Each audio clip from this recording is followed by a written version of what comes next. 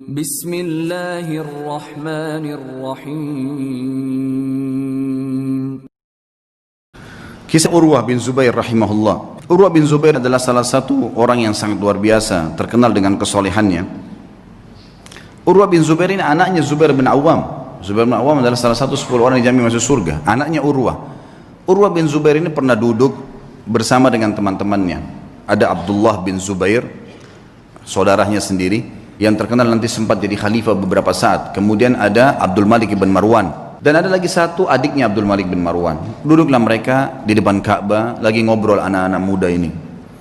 Kemudian mereka sambil berkata, cobalah kita saling memohon kepada Allah, berharap sesuatu yang paling dia harapkan di depan Ka'bah. Siapa tahu Allah kabulkan.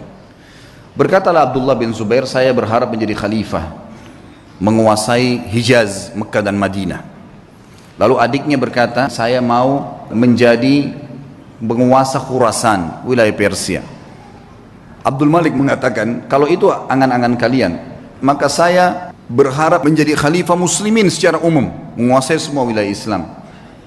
Tiga-tiganya sudah berangan-angan, lalu mereka kembali kepada Urwah. Wahai Urwah, kalau kamu bagaimana? Kata Urwah, semua yang kalian harapkan duniawi, berharap menjadi khalifah, berharap menguasai ini dan seterusnya. Kalau saya berharap menjadi seorang alim ulama muslimin, mengajarkan mereka tentang halal haramnya sang pencipta Allah, dan saya berharap balasan darinya. Maka selesailah, bubarlah mereka ini. Ternyata subhanallah, angan-angan itu dikabulkan oleh Allah. Abdullah bin Zubair sempat menjadi khalifah beberapa bulan, adiknya juga sempat menjadi gubernur di Khurasan. Abdul Malik setelah itu menjadi khalifah muslimin yang besar. Dan Urwah bin Zubair pun rahimahullah diterima oleh Allah menjadi alim ulama, sampai menjadi 7 ulamanya Madinah pada saat itu. Ringkas cerita, Urwah bin Zubair pernah diuji oleh Allah subhanahu wa ta'ala. Ujiannya berat. Beliau pernah mendatangi seorang khalifah namanya Al-Walid ibn Abdul Malik. Urwah bin Zubair ini rahimahullah dari Madinah datang ke Damaskus waktu itu. Dia bawa anak laki-lakinya, teman-teman sekalian. Anak laki-laki yang sudah hafal Quran, umurnya sekitar 20 tahun, dibawa sama Urwah, dan ini mau dicetak jadi kadernya dia. Dan waktu itu kebetulan tidak ada anak laki-lakinya kecuali ini, satu orang. Dia punya 4 orang anak, 3-nya perempuan. Dia banggakan anaknya, dibawalah sama dia. Ringkas cerita, begitu memasuk istanahnya Al-Walid rahimahumullah, kemudian anaknya berkata, ayah, saya ingin melihat kuda-kuda kerajaan, bisa nggak? Oh ya silahkan, kata ayahnya, saya akan bertemu dengan Amir Mu'minin, ngobrol, kamu silakan lihat. Dia lihatlah, lagi ngobrol nih Urwah bin Zubair sama Khalifah Al-Walid, lagi asyik ngobrol, tiba-tiba datang berita, seorang pengawal masuk ketakutan, tiba-tiba memotong pembicaraan khalifah. Dan ini adabnya pada saat itu, ada peraturan di kerajaan tidak boleh memotong pembicaraan khalifah kecuali penting sekali. Datang ketakutan, dan akhirnya dia mengatakan, saya harus memotong pembicaraan anda. Kata Al-Walid, kenapa kamu ini? Ada apa memotong pembicaraan saya? Sahabat saya baru datang terus tiba-tiba dipotong. Ada penting? Ada penyerangan musuh? Dia bilang, enggak Amir Mu'minin, ada penting tapi bukan penyerangan musuh. Anaknya Tuan Urwah mati tadi di kandang kuda. Waktu dia lagi nonton kuda kerajaan, ada satu ekor kuda mengangkat kakinya, menendang dadahnya, mati. Sekarang tergeletak mati. Kami bingung mau ngapain nih. Anaknya tadi satu-satunya laki-laki umur 20 tahun mati. Al-Walid kaget, ini yang tendang kudanya dia, mati di kerajaan dia.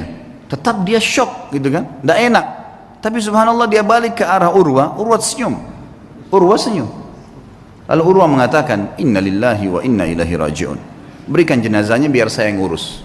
Dengan sangat tenang dia turun dari duduk tadi bersama khalifah. Dia lihat jenazah anaknya, ditutup matanya, diuruslah jenazahnya sama dia, dimandikan. Kata perawi kisah ini, tidak ada setetes pun air mata yang jatuh dari matanya Urwah. Dia urus jenazahnya selesai.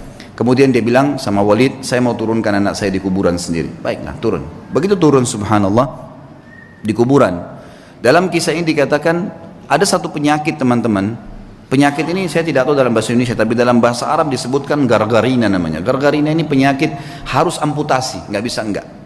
Kalau kena itu biasa ada di jenis-jenis tanah tertentu. Jadi orang turun tidak pakai sendal, di zaman dulu itu bisa kena, dan itu tidak ada obatnya zaman dulu, harus dipotong. Dia membusuk tiba-tiba kakinya. Urwah rahimahullah begitu turun, taruh jenazah anaknya, pas keluar kakinya kena gargarina itu, kena penyakit, tiba-tiba membusuk ya. Kalau kita mungkin bonyok gitu ya, sudah mulai menghitam tiba-tiba dalam sekejap. Lalu waktu Urwah mau jalan nggak bisa, dicek ada tabib, katanya ini kena gargarina. Apa solusinya? Harus dipotong. Dalam waktu yang sama nih, anaknya baru mati ditendang kuda, dikubur pada saat itu, dia pun kena penyakit ini, harus potong kakinya. Amir Mukminin Walid bilang, coba tanya jalan keluar, ada obat? Nggak ada, ini nggak ada lain. Kata Urwah, waktu ditanya, bagaimana Urwah? Senyum, inna lillahi wa inna ilaihi raji'un. Udahlah, potong aja, potong kaki ini, bukan potong daging biasa, ya, potong aja. Baiklah, kata Amir Mukminin, baiklah kalau gitu. Tapi dia bilang, wahai Tuan Urwah, kita ini akan memotong daging Anda dan tulang Anda. Tradisi kami adalah harus pasien mabuk, minum khamr, tidak sadar, baru kami potong. Kalau enggak bisa. Kata Urwah, demi Allah saya tidak pernah nyentuhkan setetes pun di tenggorokan saya yang haram. Masa sekarang begitu cobaan datang saya mau pakai minum ini? Enggak bisa. Lalu apa solusinya? Pokoknya jangan pakai ini. Musyawarah sama Walid, ya Amir Mukminin, bagaimana nih? Tamu Anda nggak mau minum khamr, kita nggak ada solusi lain, pikirin cari jalan keluar, tapi yang penting aman. Gak lama kemudian datang tabibnya bawa 10 orang laki-laki, semuanya bodyguard, kekar semua badannya. Kata Urwah, untuk apa nih? Untuk pegang Anda nih, nggak ada solusi lain, harus pegang, nggak boleh bergerak. Ini daging sama tulang saya akan potong, gerak sedikit ini sudah salah. Kata dia, saya tidak perlu sama mereka. Lalu apa jalan keluarnya? Wahai Tuan, kaki Anda harus dipotong, kalau enggak nyebar ke seluruh tubuh. Saya akan bertasbih dan bertahlil, berzikir kepada Allah. Kalau kau lihat wajah saya sudah merah, potong kaki saya. Baiklah, suruh keluar semua. Lalu kemudian mulailah tabib ini menyuruh 2 orang pendampingnya untuk menyiapkan segala yang berhubungan dengan kebutuhan untuk memotong itu. Lalu Urwah mulai tutup matanya sambil subhanallah, walhamdulillah, wala ilaha illallah, wallahu akbar. Direnungi dalam hati, diresapi. Dan betul wajahnya berubah jadi merah, memerah. Kata tabib, betul saya lihat wajahnya merah, saya potong kakinya. Begitu selesai terpotong, kemudian ditahan darahnya, lalu saya mengatakan, kaki Anda sudah kami potong. Dia bilang, alhamdulillah. Biasa, kakinya dipotong nih, alhamdulillah. Terus kata tabibnya, tapi belum, darah masih ngucur. Kami butuh memberhentikan darah itu. Kata dia, berhentikanlah. Dia bilang, tidak ada jalan lain kecuali kaki Anda kami rendam di minyak panas. Dia bilang, lakukanlah. Saya akan berzikir lalu lakukan. Dia baca subhanallah, alhamdulillah. Kalau wajah saya memerah, tutup. Tapi subhanallah manusia, begitu dia berzikir, ditaruh minyak panas, dia sempat teriak sebentar lalu pingsan. Setelah dia bangun, dia bilang, mana telapak kaki saya? Didatangkan. Orang semua heran, kenapa dia bilang minta kakinya? Diambil sama dia lalu diangkat tinggi, lalu dia bilang, demi Allah, selama 40 tahun belum pernah sekalipun saya gunakan kau ke tempat yang haram. Dan saya bersyukur kepada Allah karena kau dikembalikan padanya dalam kondisi kau suci. Dia berikan kesaksian terhadap dirinya. Dan ini boleh diucapkan kalau seorang mukmin yakin dengan apa yang dia lakukan. Kemudian setelah itu dia pulang ke Madinah, teman-teman sekalian. Tentu sebelum pulang ke Madinah, Amir Mukminin ini bingung gimana caranya meringankan bebannya Urwah nih, supaya dia bisa tenang. Subhanallah, di hari yang sama dengan hikmah Allah, ada suku Arab datang, Badui. Mereka kelihatan dari padang pasir, kondisinya sangat susah gitu. Ada satu di antara mereka matanya buta, ditopang oleh teman-temannya. Begitu masuk, kata Al-Walid, dari mana kalian? Kami dari kampung ini, kami butuh ini dan seterusnya. Terus ini yang buta kenapa nih? Ceritalah. Walid ini bilang, saya tidak tahu kenapa saya tanya. Kata yang buta itu, wahai Amir Mukminin, saya pemimpin mereka. Saya kepala sukunya. Dan saya ini Amir Mukminin adalah orang yang paling sehat dulunya. Mata saya sehat, orang yang paling kaya dan paling banyak keturunan saya. Tapi keadaannya sekarang jadi begini. Kata Amir Mukminin, memang apa ceritanya kamu nih? Dia bilang ceritanya begini Amir Mukminin. Satu malam saya sedang jalan sama istri sama anak saya semua, sama dayang-dayang saya. Jumlahnya banyak nih, ratusan orang. Semua harta saya bawa. Saya mau pindah.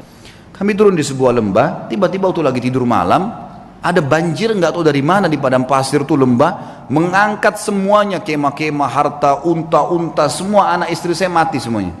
Terbawa dengan air, banjir tiba-tiba, nggak tahu dari mana. Ini kisah nyata. Dia bilang, saya pun menyelamatkan diri saya dengan bergelantung di sebuah pohon yang masih ada di situ. Saya pegang. Pada saat saya lagi pegang pohon itu, saya melihat air sudah mulai reda. Tinggal ada 1 ekor unta yang terikat di tali tadi, dan ada anak saya tergantung dengan bantal tidurnya itu di sebuah ranting pohon gitu. Maka saya pun turun melihat anak saya masih hidup, saya pun coba selamatkan dia. Saya biarkan anak saya itu, kemudian saya kembali ke unta tadi ingin membuka talinya. Waktu saya ingin membuka talinya, saya dengar anak saya menangis. Saya balik, ternyata kepalanya sudah di mulut serigala. Dia bilang, saya balik mau kejar udah nggak bisa, anak saya sudah dibawa lari sama serigala itu. Maka saya coba mau selamatkan diri saya sendiri. Begitu saya balik ke arah unta ini mengangkat kakinya dan menendang ke mata saya sehingga saya buta. Maka dalam satu malam Amir Mu'minin saya jadi orang yang buta, jadi sakit, anak istri saya hilang, harta saya semua habis. Kata Amir Mu'minin Al-Walid, alhamdulillah yang telah mengutus kamu datang ke sini. Berikan semua apa yang dia mau orang ini, penuhi semua kebutuhannya dan bawa dia kepada Urwah, suruh ceritakan kisahnya. Ternyata di atas Urwah masih ada yang lebih berat gitu. Urwah berterima kasih pada Walid, kemudian dia pulang ke Madinah. Untuk pulang ke Madinah, orang-orang semua pada datang nih. Sabarlah, beginilah, begitulah, dan seterusnya. Lalu dia mengatakan kepada tamu-tamunya, jangan sampai kalian merasa sedih dengan apa yang kalian lihat. Atau kalian mungkin menganggap ini sesuatu yang berat. Sesungguhnya Allah mengaruniakan saya 4 anak.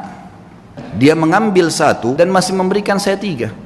Maka saya bersyukur dengan itu. Dan memberikan kepada saya 4, 2 tangan, 2 kaki. Dan dia cuma ambil 1 saja, dia meninggalkan 3, saya bersyukur dengan itu. Kakinya dipotong bisa bersyukur, luar biasa. Demi Allah dia bilang, dia motivasi dirinya dan juga motivasi kepada orang yang dengar. Kalau seandainya Allah mengambil sedikit dari saya, dia telah meninggalkan buat saya hal yang banyak. Kalau dia coba saya dengan 1 kali, dan dia telah memaafkan saya dan menyelamatkan saya dalam banyak kejadian yang lain.